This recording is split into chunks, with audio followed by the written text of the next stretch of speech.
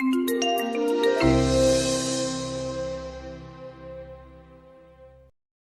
everybody. Hello. Hi. How's it going? We're going to do some improv for you.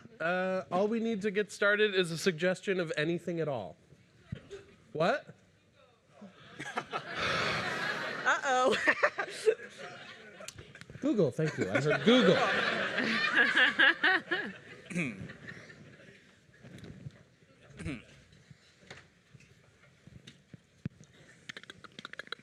Hey, guess what, guys? I got some Gmail invites. Yeah? Yeah. You guys want some Gmail invites? Yeah, I'll take a couple. Yeah, it's pretty exclusive. You need to be invited. It's 2019, man. What? I've been on Google. I've been on Gmail for like 15 years. Well, how come I have these? How come I have these invites? Because you must be new. Oh, okay. So how long have you been on Gmail? Like maybe 5 years. What? I was a Yahoo, I was Yahoo ride or die, and then they said no more. So I had to upgrade a little bit. Whoa. Guys, I would love to sit down, but you know that I'm not allowed. I'll see you later. Okay. Why is she not allowed to sit down? I think she mentioned Yahoo a bunch in her interview. Oh, right. Yeah. They frown on that. Man, I need to catch up. Yeah, how are you allowed to sit? You just got Gmail? I'm the kid of the owner. Oh. Wait, you're Derek Google? Yeah. Junior. Well, welcome aboard, man. Well, yeah. So all this other email servers that was like childlike rebellion? Yeah, I never used email or any sort of like electronic or digital thing. This is your first email address? Yeah. Yeah. How did you do anything at all? I would, call people on the phone. I would visit them in person. I would write letters. I would stalk them. This is the longest conversation I've had with a person in decades. All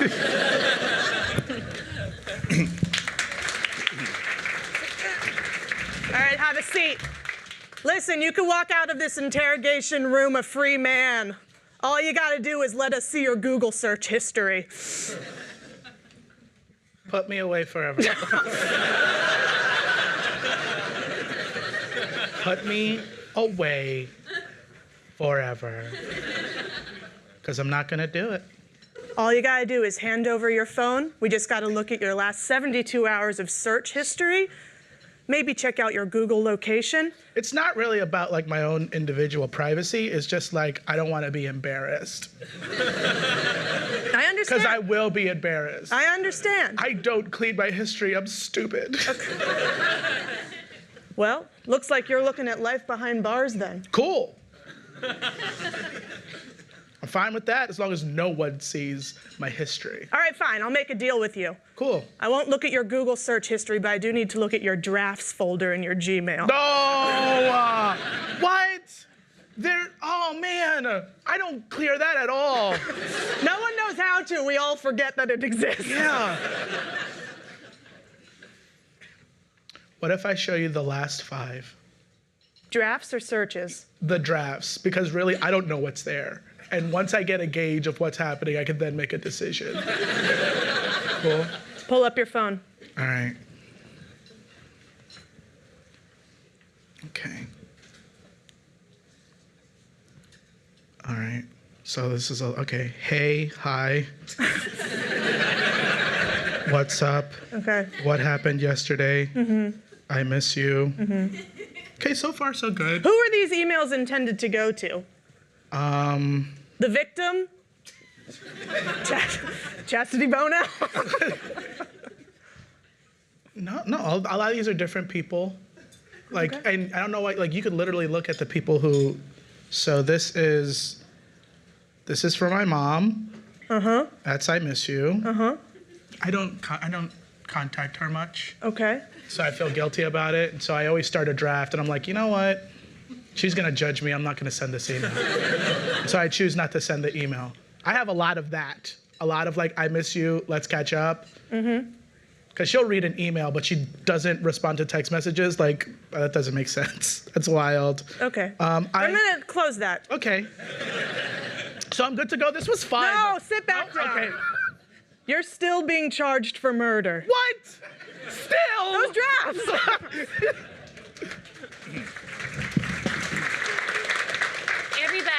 Everybody, I want everyone to feel empowered to pitch ideas for how we animate the little Google guy every day.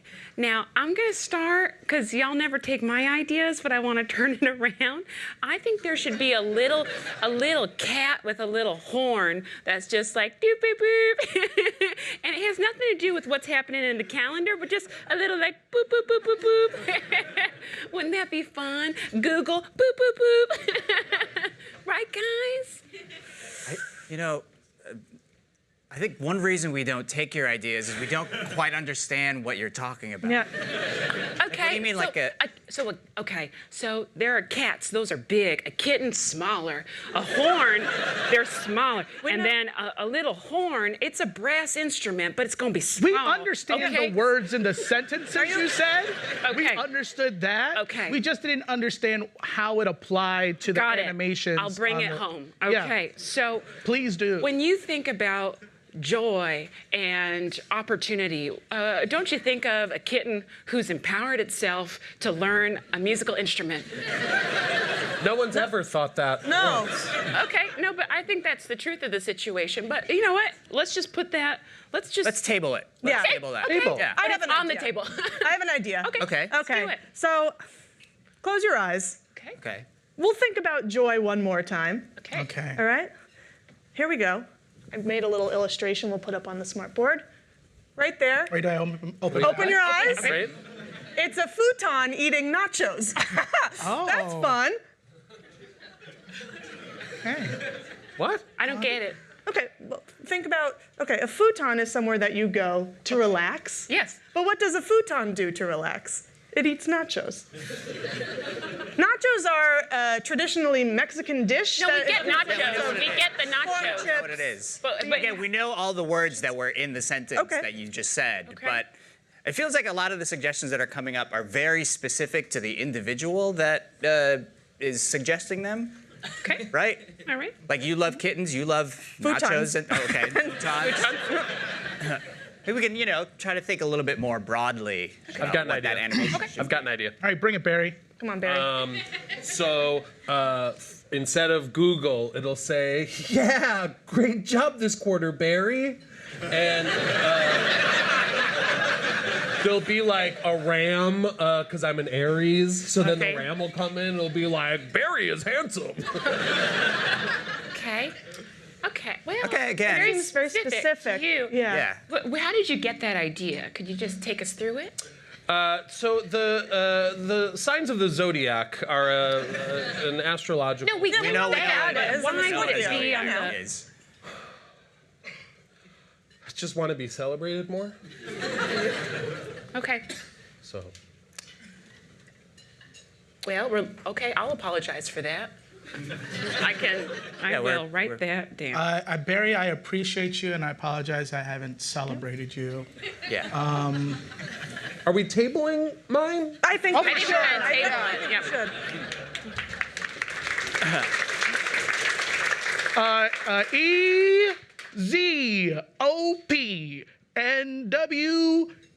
EZOPNWQR Good. TWX Great. We can stop there. We can Z. stop there. Okay. Yeah. Yeah. When I say stop, we can stop. All right. Okay. I just wanted and, to- and now the letters are going to be smaller, so just let me know. Yeah, I'm gonna fucking crush this. It's cool.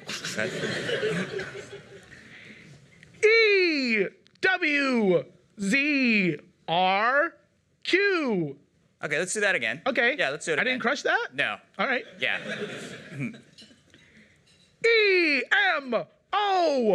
EMOSP square .. MP W. Okay, all right, let's pause. Yeah, there are no shapes or dots on the sheet. Yeah, I think we're gonna need to upgrade your prescription. I know you were feeling a little bit. I studied so hard for this. I know you were feeling a little bit self-conscious about that. But I just don't want to have the level of prescription where it makes my eyes smaller. right. I don't want that. Right, I'm never gonna get that. I'd rather be blind.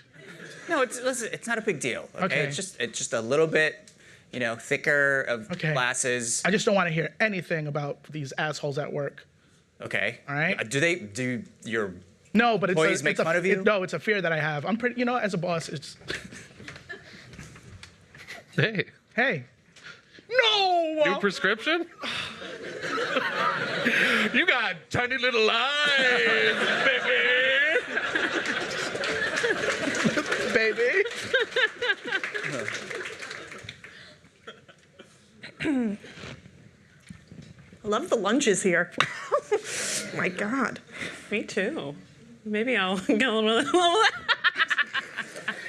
we being bad? We're being bad. Hey, girlfriend, I feel like we're bonding, so I'm gonna be real. I don't work here. I don't work here. I just come in. Yeah, it's funny. If you just take any ID and you swipe it confidently and then look back and go, they'll open the gates. You fired 4 people this morning. Yeah, I did. Yeah, I'm empowering myself.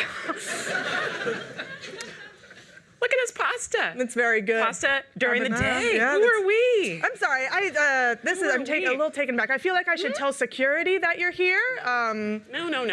I never want to stop on a Somebody woman. call for security? Gary, what would happen if someone was wandering the building and they did not have the right to be here, and they also fired 4 people from a team? Okay. I'm actually not sure because I don't work here. I know you just called me Gary, but yeah, we met this morning and I introduced myself, but I don't work here. Me too. I don't work here. Free coffee? I know. Snackies? I'm being bad. Okay. Yeah. Boing, boing, boing, boing, boing, boing. They have so many toys here. Hey, Barry, how you doing? I'm good. How are you? Good. Lunchtime. Yeah. Hey, Barry, what would happen if someone snuck in here, 2 people snuck in here, one pretending to be security for a large company, and another person acting as a CEO firing people? Let me consult my employee handbook. Psych, I've never worked here. Barry, we made you a Google. You were the Google animation. I know. It was such a coup. Am I the only person who actually works at Google here? Yeah, what do you do here? Yeah, what do you do? I put on corporate events. Make sure that there's team bonding. Hey, how's everything going? Derek Google here. Don't pay attention. The Derek. Derek? Wow, it's Derek Google. I'm taking all this food. He starts from the other side of the line. How's it going? Good. Going good. Mr. Google Jr., I have a question for you. Say a company of 458 people didn't actually work in the building that they were showing up to, and rather they were just sort of breaking in and acting as if they worked here. What would happen? Oh, fuck! Oh, shit.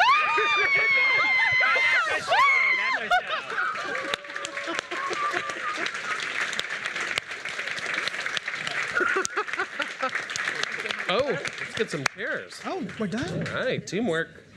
Well, thank you so much. That was so funny and great way to start. Great suggestion. Yes. Thank you for an inspired suggestion. Yeah, probably one of the best suggestions I've ever gotten. Probably the lowest hanging fruit.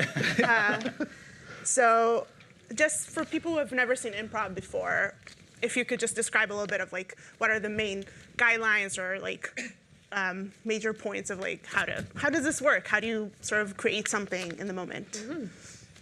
Michael, do you want to start? Sure. Fun. Long form improv is usually about taking a single suggestion and doing a longer form. Like you've seen Whose Line Is It Anyway, where they do short little improv games. But at UCB, we do longer scenes. And it's, you use the tenet of yes and. We explore an unusual thing. We react to that unusual thing. We build ideas together, and then we heighten and explore is what we call it.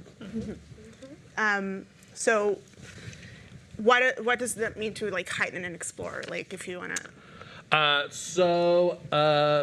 For example, the lunch line scene, that scene heightened by the world kept expanding. We found out that even Derek Google Jr. himself did not work at Google, which was a heightening from Caroline not working at Google. Yeah. We thought she was weird. Turns out she was weird. Yeah. Yeah. So Kelsey, we mentioned this is long form improvisation. So we know that there's short form, which is probably something people know from like college improv groups and television. What are some other like improv like forms, and what do they all have in common as one thing? Sure. Other forms of improv, or just Well, I think for any type of improv, whether it's short form or long form, just being on board with whoever you're on stage with is the key to any type of improv that you're doing. Whether it's a short form game where you all are playing crazy characters, because you're supporting that person, you're going to be set up for success. It's the people who might not be able to appreciate an idea that's being pitched to them by their teammate, or not listening, by being in agreement, being on each other's side, and both working together to be able to build something, whether it's a scene or just a short improv game, is probably the thing that they all have in common to be able to succeed.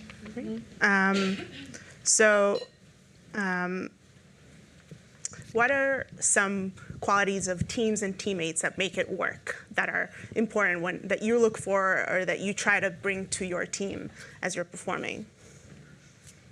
Kelly? Sure. I would say trust. I know that I can try something out, give it a whirl, and that someone has my back, and that they'll help me see this idea through. Or if I start with a half idea and my scene partner or teammate can see in my eyes that I'm like, I'm not sure. I'm just throwing this out, and knowing that they're going to see it through with me and have my back and support me is really important to me. Yeah. That's great.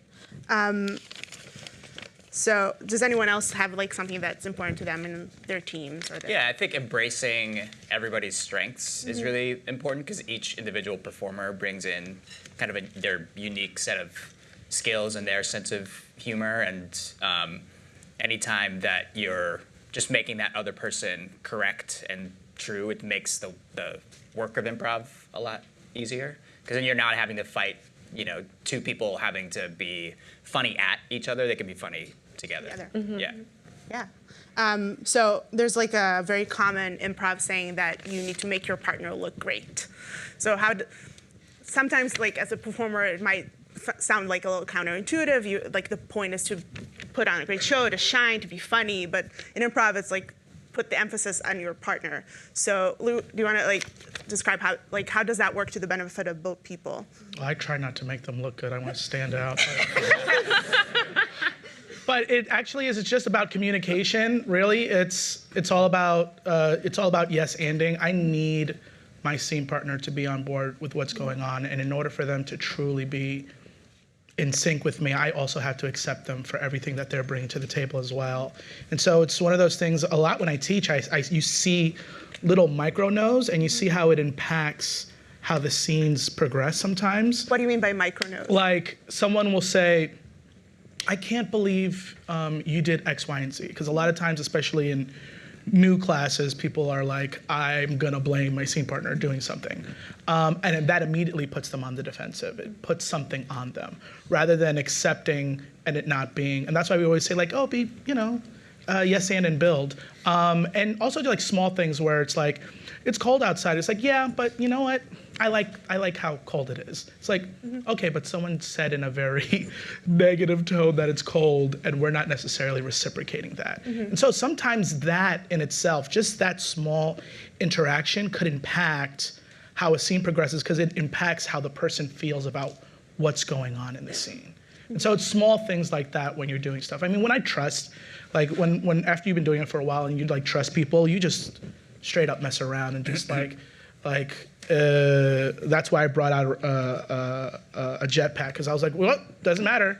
I know that they all looked up. When I did the joke, it's like, cool, I flew away, great. Because I was just like, oh, I trust these people. And that is something that is sometimes earned through experience. But in improv, we try to let you, say, well, have that for everyone, in that sense. So what if sometimes, any one of you, if you are doing a scene or a show with someone you don't know as well, or is not as experienced as you are, so how do you sort of empower them to shine the way you want any scene partner to shine? The thing I always tell students is treat that person as if they're the greatest improviser who ever lived, and then, because you don't want to be a jerk to the greatest improviser who ever lived, so you want to make them look good. So I just tell them, pretend like it's the person you admire the most, or whoever. It's like, oh, you're improvising with the Dalai Lama or something like that. You don't want to, you don't want to undermine the Dalai Lama. They're so good. It's crazy how good. Yeah, you should see him do improv. It's very enlightened. But the goal is, I think, to make the person feel, trusted in their ideas, and then to try to build and agree on something together, so that you're not just trying to be funny at the person. There's another saying we have in improv where there are no lead actors in an improv team. We're all supporting actors. And that should be our mindset when we're going into an improv set, where not one or two people are carrying the set. Everybody's, pulling on the same rope together. And if everyone fully believes that, then I feel like you can access truly being at ease. I don't have to do anything because I know anything I throw out there, someone will say, great, I can help. I will help you with that premise. I see the intention of your initiation or how you wanted to start that scene, and I'll help you finish it off. So I feel like eventually you get to this place where when you're improvising, you're just living and being in the moment. Easier said than done, but if everyone's supporting each other, it's easy. Yeah, and you're sort of, like you said, they have an intention, assuming that the person you're working with has some sort of idea that they're trying to put forward, and assuming that they know what they're doing, and making them look just as good as you know that they are. Right. Yeah. So here at Google, we also of course work in teams. We collaborate with other teams. No one is on their own doing something all day. And even if you're not taking Improv 101, which everyone should, there are some skills that could be translated from that to any type of work. So what are things that you found yourself using in day-to-day life? Listening. Yeah. Listening is super important in improv, and it turns out in life. But I think improv made me a better listener, and being good at listening makes you better at being a person. Yeah, and to go off this specific thing, sometimes in classes we talk about active listening, which just means instead of simply hearing what the other person is saying, hearing what they're saying, but also digesting it so that you can react to it honestly, rather than just okay, I'm going to wait for this person to finish so I can say my thing. That's not listening. That is just competing with the other person to get the funny thing out. But listening should lead to some sort of reaction off what they just said. So I bet this is something that's a little you don't think of it now, and it's a little more natural. But so when you're listening, what are you trying to do? What is your goal while you're listening to somebody else speak? When you're active listening, I think it's just to react honestly. I think that's our one goal in that moment. Yeah. They're also giving information that you don't have, because a scene can't exist if it's being driven by just one person. So they're building the scene in ways you couldn't have imagined. So you need all that fuel for that scene. Yeah. So listening is one major thing that I think we all see that people can do better at. Other skills that you've encountered. Oh, sorry. Go ahead. No, I also just feel hearing someone's idea all the way through and helping them, fully flesh it out, if you will. So I feel like yes and. If you really believe it, I agree with what you're saying, and I'm building off of what you've said. We might get to absurdity, but generally someone feels safer and heard when you genuinely believe in them, hear them out, and then help them build that idea. So I think how you brainstorm, you can also use a lot of tenets of improv in that as well. Yeah. So there's like, yes, and I hear you. I'm building on your idea. I'm not bringing something completely new just because you've done talking. Yeah, and consciously making it yes and not its devilish cousin yes but, which is like, it feels like, yeah, I heard you, but that's not what I want to do. Like, that doesn't feel good. So truthfully attacking, listening to someone's POV as, yes, I'll hear it all the way through, and then maybe at the end, we might not practically be able to do it. It may not work in the budget, but I am giving you the space and the ground to fully tell me exactly what you're interested in. I think that's really helpful. Mm-hmm.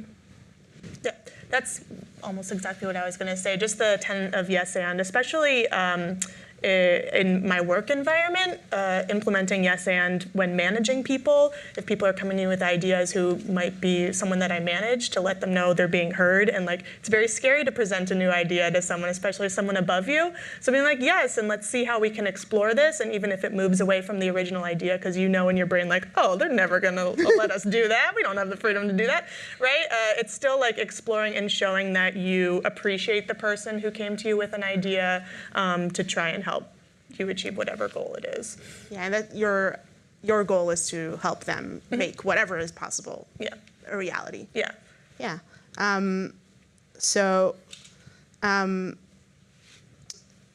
What are some, like, if you're playing with different groups, and I've seen all of you in different configurations at the theater performing with different people, do you find that when you're with a different group of people, you play one role, not in like meaning not being a character, but like a part, a utility in the team, on the team, or and then with another group you're doing something completely different?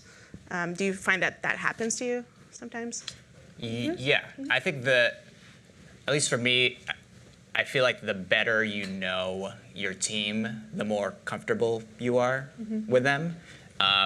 So on the team that I regularly play with, we're all very good friends. So that gives us kind of some license to screw around with each other and do things that are a little bit riskier. Whereas if you're doing kind of like an improv jam or something where it's a mix of different levels. What is an improv jam? An improv jam is you put your name in a bucket, and if you've never done improv before, you can do that.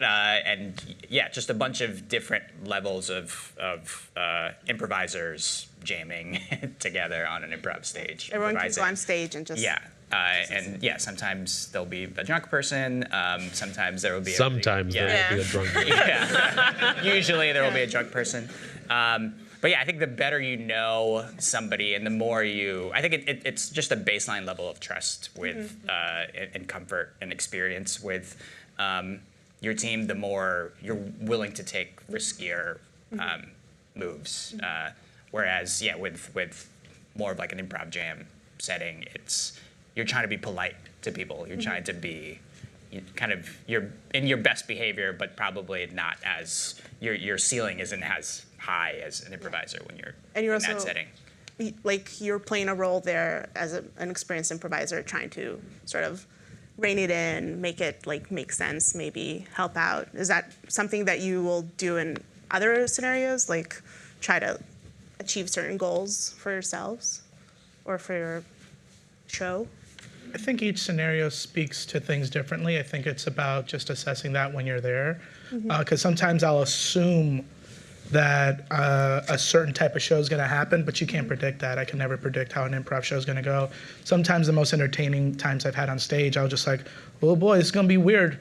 There's just weird energy around. You just sometimes like you'll feel it. Like before some of like the worst shows I've ever done, I was like, oh boy, what's going on? What's happening?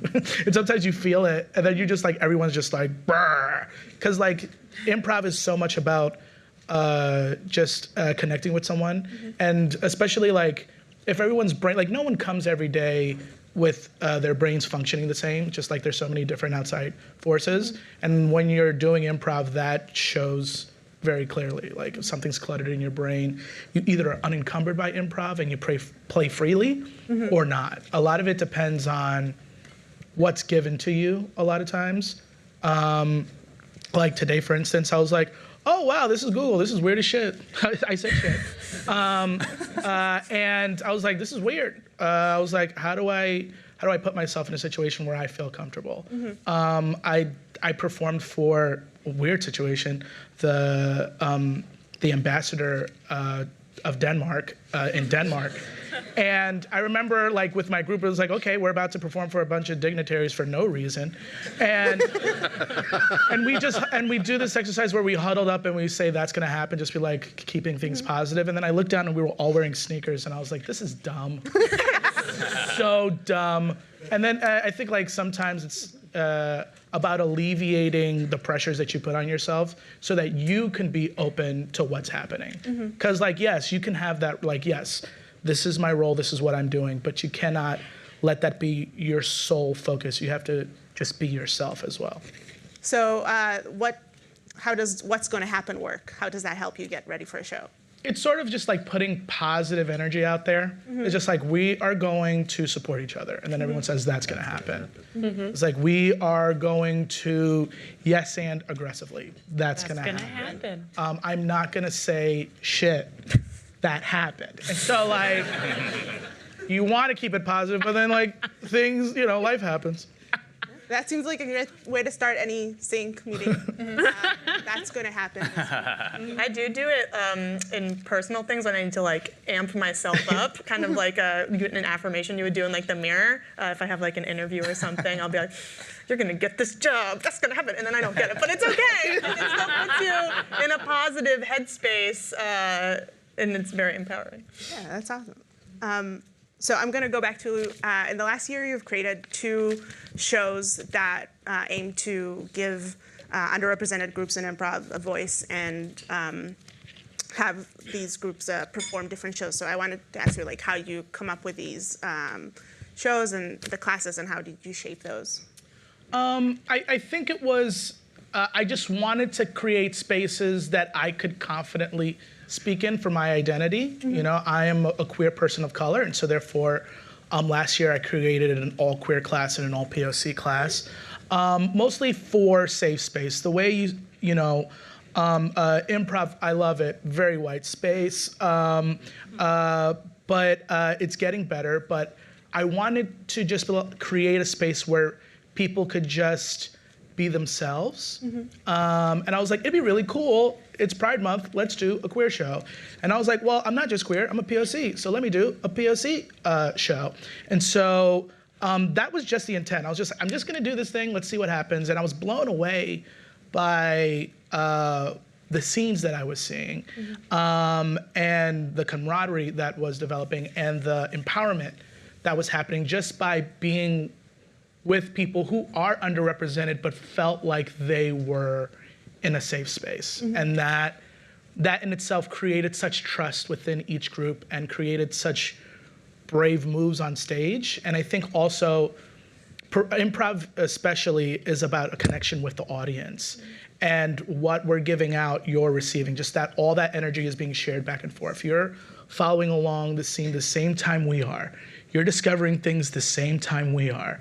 And when you align with a person based on your own experiences, based on how you view the world, the closer that is, the more you're following that journey closely, and the more wonderful that discovery becomes when it's in line with your understanding of what you want. So sometimes people laugh when you just plainly state stuff that's happening in an improv scene. Like, I was doing an eye test, and just like by doing the eye test, it was getting small chuckles. But it was pretty evident what it was, but we're just laughing because we're affirming what's going on. And it becomes that much stronger when it becomes more personal. And I think both of those shows became very personal for the people on stage and connected with people in the audience on these very personal levels. And I've seen both of those shows, and they were unbelievable and super fun and really inspiring.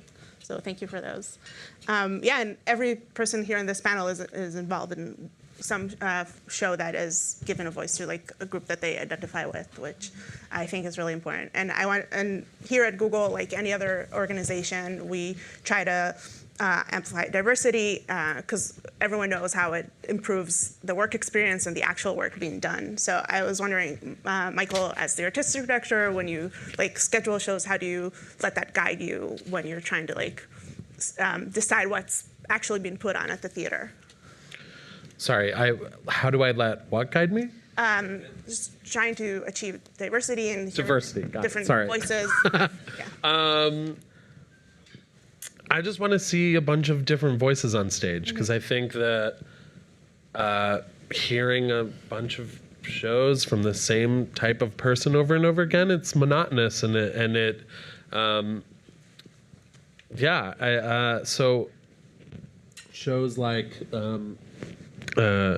we do a show called Gay by Play where we do gay commentary over improv scenes. So there's no other show like that. You're not going to see a different show like that. And certainly Achilles does frequently does a show called Asian AF, which is a super funny show that we wouldn't have just a few years ago.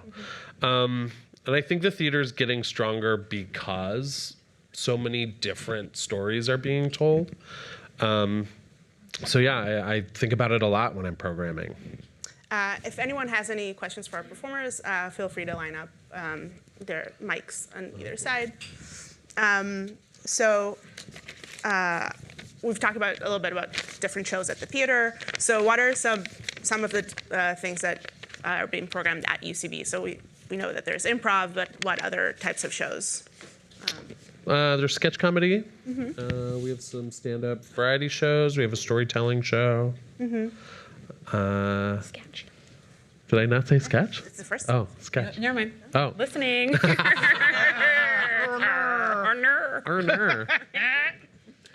Yeah, but mostly I would say our big thing is improv and sketch. Sketch, yeah.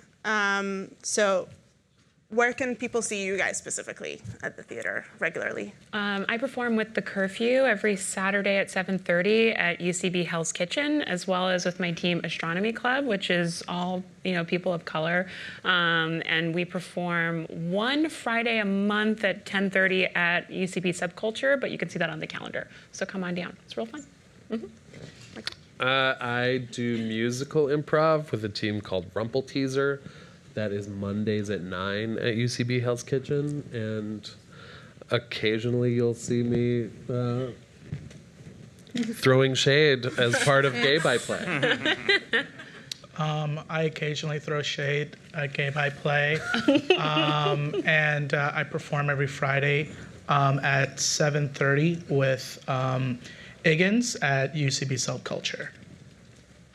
I perform Tuesday nights on Herald Night, which is one of UCB's famous improv nights with teams on a team called Reba. And then I also am on a show called Here and Queer, which is an all-queer improv cast with special queer storytellers. The first Wednesday of the month at 7:30 at UCB. I'm so happy this is here so I can remember. UCB Hell's Kitchen. I perform on Saturdays at UCB Subculture with a group called Airwolf at 8:30. And then on the Sunday night show at UCB Hell's Kitchen, the ASCAT 3000 show, both shows. We have some questions. Yes, I'm curious about when improv goes bad. Have you ever had a case where you had a yes, but what the F did this person just say?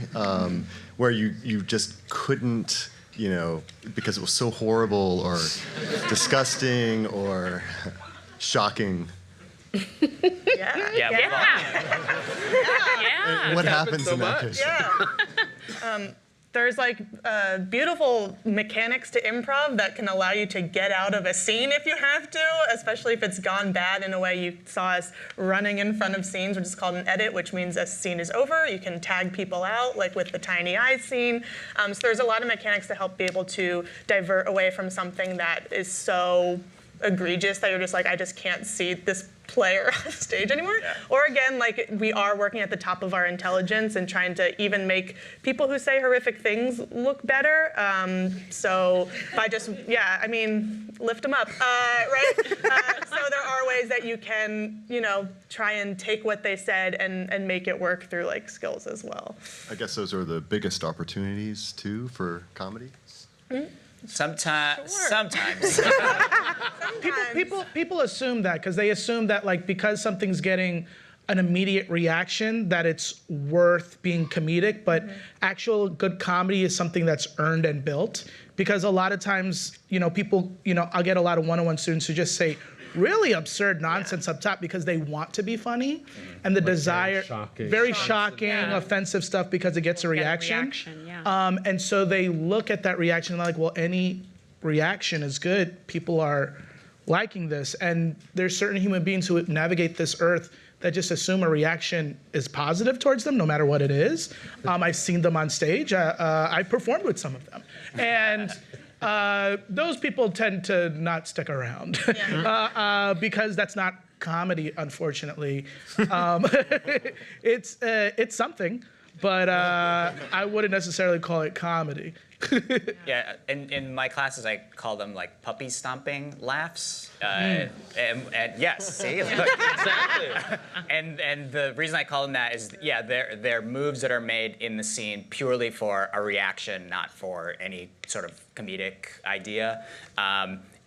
We try to, as Kelsey was saying, like try to play to the top of our intelligence, which just means do the smartest type of scene you can, or react honestly to whatever's going on in the scene. And the way we deal with it when it's coming at us from somebody is we try to not sweep it under the rug. We try to react to it honestly, call attention to it so that we can deal with it in a way that is honest rather than just being like, oh, I hope the audience didn't see that. Let's just go run right past it, because we know the whole audience. Yeah, you can't avoid that.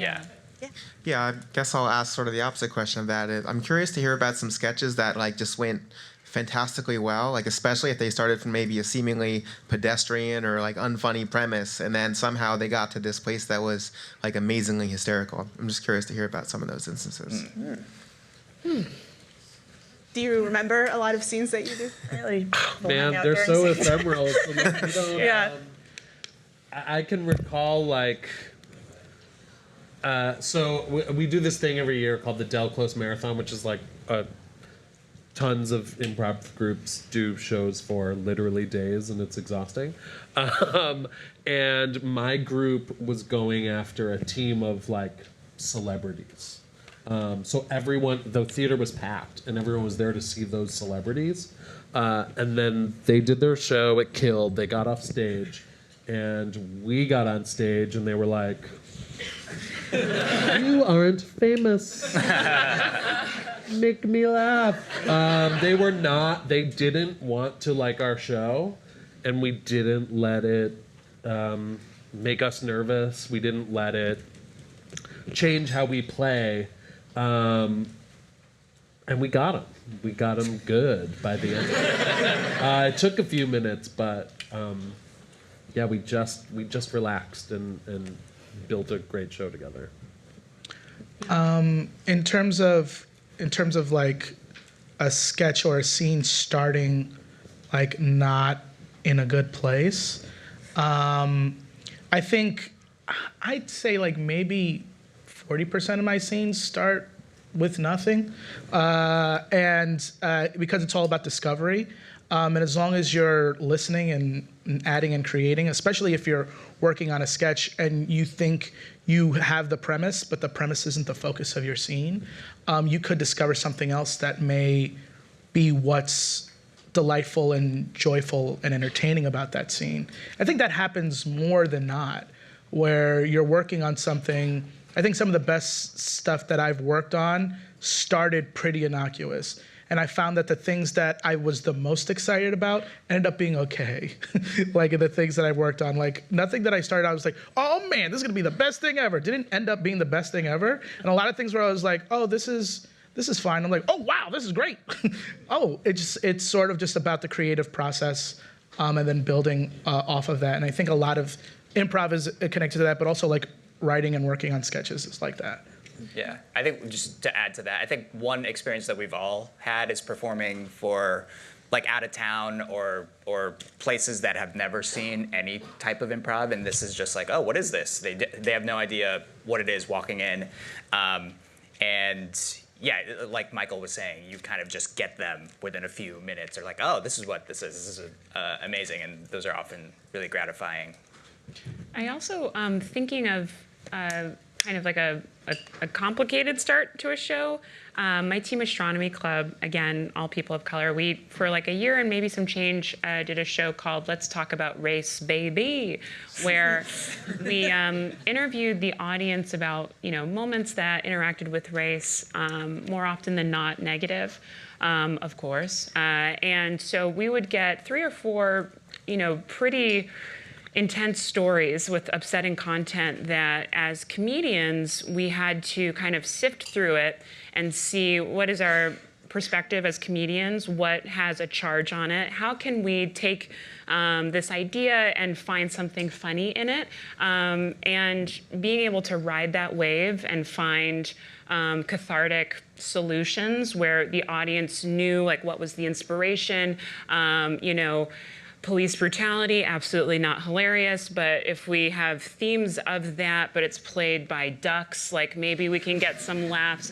So that kind of matrix of play, that's definitely not like a casual have wine before you improvise situation, but as a comedian, for me, that was really rewarding. Thank you.